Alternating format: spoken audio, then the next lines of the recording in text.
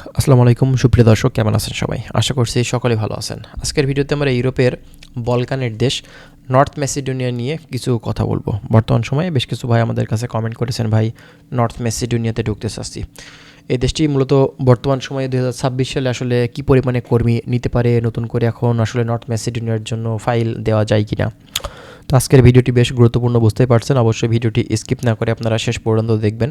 অনেক কিছু গুরুত্বপূর্ণ তথ্য আজকের এই ভিডিও থেকে আপনারা পেয়ে যাবেন। যারা নতুন এসেছেন চ্যানেলটি সাবস্ক্রাইব করে রাখবেন। ফার্স্ট অফ অল আপনাদেরকে বলি যে দেখেন, নর্থ ম্যাসিডোনিয়া বলকান দেশগুলোর ভিতরে কিন্তু অন্যতম একটি কান্ট্রি। এই দেশটাতে আমাদের কিন্তু নতুন করে এখন যাওয়ার সুযোগ কিন্তু তৈরি হয়েছে এবং এই দেশটি আপনারা হয়তো কম বেশি সম্পর্কে অবগত আছেন এই দেশের, কারণ এই নর্থ ম্যাসিডোনিয়াতে বর্তমানে কিন্তু রিসেন্টলি এখন বিভিন্ন এজেন্সি, বিভিন্ন জায়গা থেকে স্থানীয় দালাল, ব্রোকার, গ্রাম্য পর্যায়ে গিয়েও কিন্তু অনেক এজেন্সি কাজ করছে আপনার এই নর্থ ম্যাসিডোনিয়া নিয়ে। যেহেতু ইউরোপের দেশ, এখানে যাওয়ার চাহিদা এমনিতেই অনেক বেশি, আর আগের তুলনায় এখন কিন্তু নর্থ ম্যাসিডোনিয়াতে ফাইল কিন্তু বেশি দিচ্ছে, কারণ এখন অনেকেই সার্বিয়া থেকে ফাইল তুলে নিয়ে কিন্তু নর্থ ম্যাসিডোনিয়ার জন্য দিচ্ছে, কারণ সার্বিয়ার তুলনায় নর্থ ম্যাসিডোনিয়াতে এখন বর্তমান সময়ে কিন্তু কাজগুলো ভালো হচ্ছে। ঠিক আছে, এটা সব এজেন্সির ক্ষেত্রে যে একরকম হচ্ছে ব্যাপারটা কিন্তু এমন না। বাংলাদেশ থেকে আপনার শত শত এজেন্সি আছে, হাজার হাজার এজেন্সি আছে, যারা কিন্তু আপনার recruiting agency, private agency, travel agency, বিভিন্ন টাইপের কিন্তু এজেন্সি আছে যারা কিন্তু বাংলাদেশের এই আপনার নর্থ ম্যাসিডোনিয়ার ভিসাগুলো নিয়ে বিভিন্ন জায়গা থেকে কাজ করছে।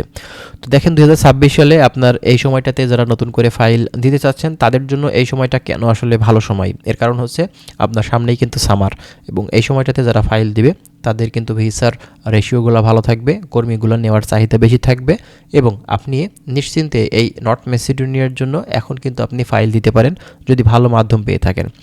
এক্ষেত্রে অনেকে বলেন যে আসলে সময় কেমন লাগে নর্থ ম্যাসিডোনিয়ার ভিসা করতে গেলে। এটা সম্পূর্ণটাই আপনার দালাল এজেন্সি বা মাধ্যমের উপরে নির্ভর করছে। সেটা আপনার যদি কোনো স্থানীয় পর্যায়ের লোকজন হয়ে থাকে সেটা একরকম বিষয়, যদি আপনার কোনো দেখা যাচ্ছে যে নিজের কোনো লোকজন হয়ে থাকে সেটা একরকম বিষয়, যদি আপনার কোনো দেখা যাচ্ছে যে রিক্রুটিং এজেন্সি, সরাসরি ভালো কোনো এজেন্সি, সেটা আলাদা বিষয়।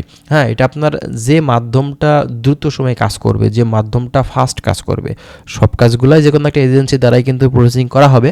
তারপরেও আপনার হচ্ছে যে মাধ্যমটা দ্রুত সময়ে কাজ করবে তার কাছ থেকে কিন্তু আপনি রেজাল্ট ভালো পাবেন এবং তাড়াতাড়ি পাবেন। ঠিক আছে, তবে একটা জিনিস, বর্তমান সময় কিন্তু আপনার ম্যাসিডোনিয়ার ভিসা রেশিও কিন্তু অনেক ভালো। ইন্ডিয়াতে এদের কিন্তু এখন ভিসার স্টিকারটা খুব দ্রুত সময় করছে, অ্যাপ্রুভালটা খুব দ্রুত সময়ে পাচ্ছে। অনেকে বলেন যে ভাই নর্থ ম্যাসিডোনিয়ার ক্ষেত্রে কি আসলে অ্যাপ্রুভাল পাওয়া মানে কি ভিসা হয়ে যাওয়া? হ্যাঁ, এটা 99% আপনি কনফার্ম থাকতে পারেন। 1% বাই মিস্টেক হতে পারে, এটা আপনার দেখা যাচ্ছে যে কোম্পানি জনিত কোনো সমস্যা থাকলে। ঠিক আছে, আর একটা জিনিস, অবশ্যই নর্থ ম্যাসিডোনিয়াতে ফ্লাই করার আগে আপনার এজেন্সি যেন কোম্পানিকে অবগত করে। তা না হলে আপনার যদি কোম্পানি না জেনে থাকে যে আপনাদের ফ্লাই হচ্ছে অমুক তারিখে, ফ্লাইট যদি অবগত না করে তাহলে কিন্তু আপনাকে রিসিভ করতে আসবে না কোম্পানি। ঠিক আছে, কারণ তারা জানে না, এবং পরবর্তীতে কিন্তু ঝামেলা হতে পারে এটা নিয়ে। বেশ কিছু ভাই আমরা দেখেছি যে আপনার নর্থ ম্যাসিডোনিয়াতে ইমিগ্রেশনে গিয়ে তাদের আপনার সব কিছু কমপ্লিট, ইমিগ্রেশনও কমপ্লিট, কিন্তু ওই যে আপনার যেখানে রিসিভ করবে সেখানে কিন্তু আসলে মালিক আসেনি, এই কোম্পানি তাদেরকে রিসিভ করতে আসেনি বিধায় তারা কিন্তু বাইরে যেতে পারেনি এবং তারা ব্যাক চলে আসছে। এবং এই সমস্যাটা মূলত আপনার এজেন্সি এবং ওই কোম্পানির সাথেই, কারণ এজেন্সি অবগত করেনি কোম্পানিকে, আর যদি অবগত করে থাকলেও আপনার ওই কোম্পানি থেকে হয়তো বাংলাদেশি পালিটে লেগে গেছে বিধায় কিন্তু কর্মীগুলো তারা আর নিতে চাচ্ছে না, বাংলাদেশি কর্মী তারা নেবে না, ভিসা হয়ে যাক সমস্যা নেই। ঠিক আছে, তাদের কাজ হচ্ছে ওয়ার্ক পারমিট ইস্যু করা। ওয়ার্ক পারমিট ইস্যু করছে, তাতে কী হয়েছে, আপনার যদি কোম্পানি থেকে বাঙালি পালিয়ে যায় এক্ষেত্রে কিন্তু অবশ্যই ওই কোম্পানি কখনোই কিন্তু আর বাঙালি নিতে চাইবে না। এই বিষয়গুলো আমরা আসলে জেনেও আসলে দেখা যায় যে সমস্যাতে পড়ে থাকি, কারণ আমরা জানি না যে ওই কোম্পানি থেকে আসলে লোক পালিয়েছে কিনা। এজেন্সি আপনার অবশ্যই ফ্লাইট করার আগে কোম্পানির সাথে যোগাযোগ করে বলতে হবে এবং তাদেরকে জানাতে হবে যে কর্মীগুলো অমুক তারিখে ফ্লাইট আপনার আসলে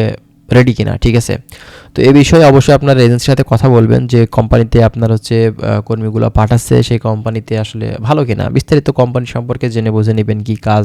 হ্যাঁ, তারপরেও বিস্তারিত বিষয়গুলো আপনার হচ্ছে যখন ওয়ার্ক পারমিট আসবে, পারমিটে সব কিছু লেখা থাকবে। তো তারপরেও অবশ্যই যেহেতু আপনার মূল মাধ্যম হচ্ছে আপনার দালাল বা এজেন্সি, এজন্য তাদের সাথে আগে কথা বলে নেওয়াটাই কিন্তু বেটার।